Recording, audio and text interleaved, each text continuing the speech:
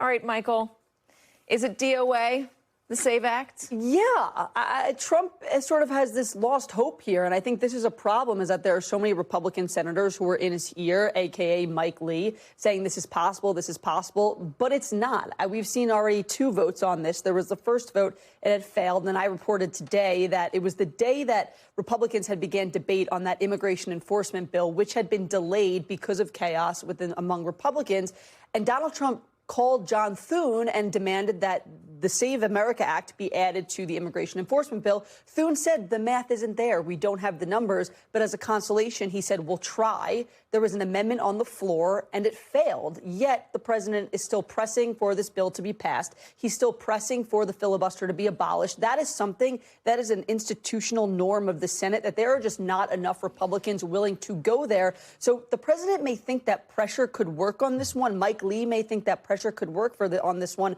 But this seems to be one issue, the filibuster, that they are willing to stand up. I mean, I want to believe you, but Leanne, you know, I've followed Donald Trump now for 10 years, and I've heard Republicans say that they're a no on something, only to have Donald Trump convince them otherwise. I know the filibuster is the biggest deal of them all, but I don't know. I mean, is Mike Lee on to something? Is Roger Wicker on to something? Are the whispers a tell that the president does have leverage? Is it Bill Pulte? Is it FISA? So there are so many dynamics that are happening right now, Katie, that it is actually really pitting Senate Republicans against Senate Republicans. This is really dividing the conference, because it is true. John Thune doesn't have the votes to change the filibuster. It's also true that John Thune is not breaking any arms or twisting any arms to try to find those votes. It's also true that Donald Trump's White House Legislative Affairs team spent all of December trying to whip and convince Republican senators to get rid of the filibuster, and it didn't work. They stopped that effort. His own staff stopped that effort because it was obvious that there were not 50 votes among Senate Republicans to do that. And so now why Donald Trump is all hung up on this Save America Act, which, remember, this is not just the voting ID legislation, the proof of citizenship legislation. It's also Donald Trump's version, which includes banning trans women or men in women's sports, and other gender-related issues, which has not passed the House. And so this is a thing that is completely dividing Republicans, when Republicans so desperately want to be focused on the midterms, being united heading into the midterms. And I just got off the phone with the Senate Republican aide who said, not discouraging people from coming out to vote, because if you get the base all riled up that the vote is not going to be fair because the Save America Act is not passed, Republican voters might actually stay home. And they think that that is not a good recipe for trying to maintain control of the Senate, Katie. What do you think of that, Governor? I would agree. And I think the filibuster, there's no way I think they'll compromise on the filibuster or give up the filibuster for 2 reasons. One is you've got traditionals who are now on their way out, Tillis, Cassidy, Cornyn, who are not going to go along with the White House. And the second reason is some of the existing senators that might be up for re-election in 2 years, they're afraid they're going to be in the minority. And then the Democrats will turn around and get rid of the filibuster because they have pressure on the left to do the same thing if they get the majority. So what might help the Republicans this year to get one bill passed may hurt the Republicans a year from now, when the Democrats will want to use that same tool to get controversial legislation passed, which could not get around a filibuster.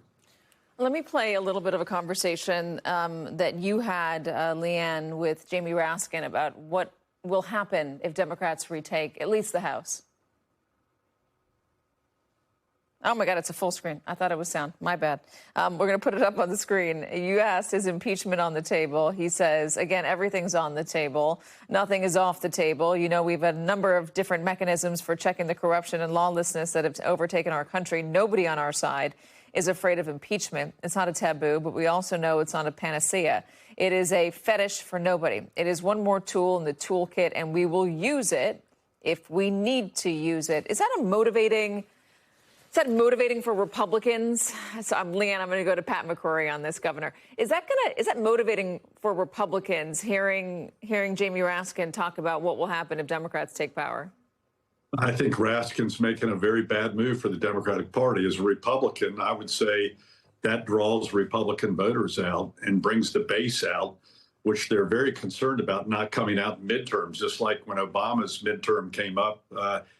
When he's not on the ballot, the Democrats didn't come out in such large numbers. When Trump's not out on the ballot, the base does not come out. But rhetoric like that may excite the base to come out and make a difference in a one-point election.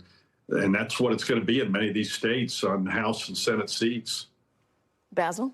I understand the governor's point, but I also believe that Raskin has to make that point. You know, we were just talking before about challenges within the Democratic Party. He's got to look at what's coming from his left, and what the left wants is more accountability. They want to see people punished for the behavior that they've undertaken. So he's got to make those points.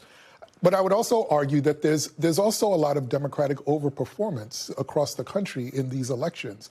So I don't think that there's necessarily a downside. Even if you bring out some Republican-based votes, you're going to bring out a lot of Democratic-based votes as well. Now, we can argue at the end of the day who's going to win that battle, but he's got to look to his left, because there's a lot of anger and anxiety there. And just very quickly, on the SAVE Act, I agree that it's dead, because the other problem for Republicans is, do you want Democrats to be hyper-organized, which they are, and mobilized, which they are, because this act goes forward and you start to think that, well, we're going to have the National Guard and military at our voting sites, right? That is something that I imagine that Republicans don't want either.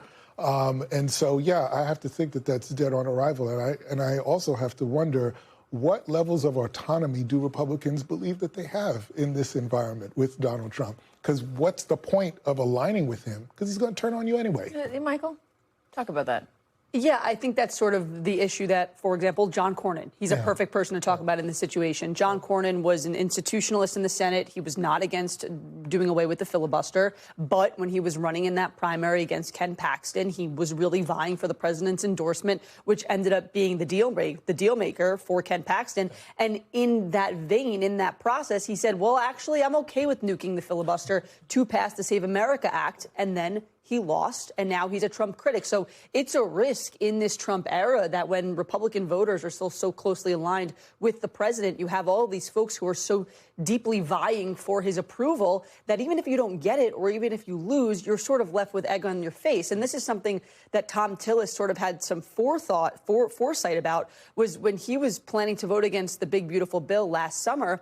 As that was being reported and sort of he was going back and forth in the press, he just said, right, I'm not going to run for re-election. He took himself out of contention to take himself away from that pressure, because then you have somebody like John Cornyn, who, by the way, I'm interested to hear what he has to say this week when we ask him, do you feel still that the filibuster should be abolished for something like the Save America Act? I'm not so sure that he's going to stick with saying yes now that the circumstances have changed. I'm going to stick around to see what his answer is when you are able to ask him that. And I know, Governor, you experienced much of what Michael was just talking about when Donald Trump goes after you. But this question is for Leanne. Do Republicans just not have any agency right now? I mean, the Democrats have a bunch of motivating issues, a fight that they're trying to put toward the Republicans, a way to get their base out there to vote for them. Donald Trump has his own motivating issues that he uses for his own base, and he tries to whip them up in necessary moments. What do Republicans have right now?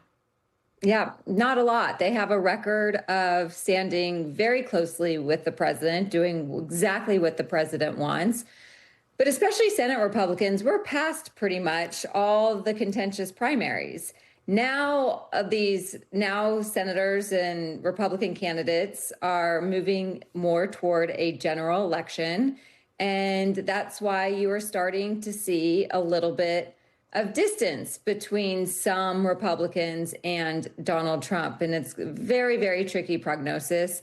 They are in kind of could be a lose-lose situation. I mean, we'll see how the midterms turns out.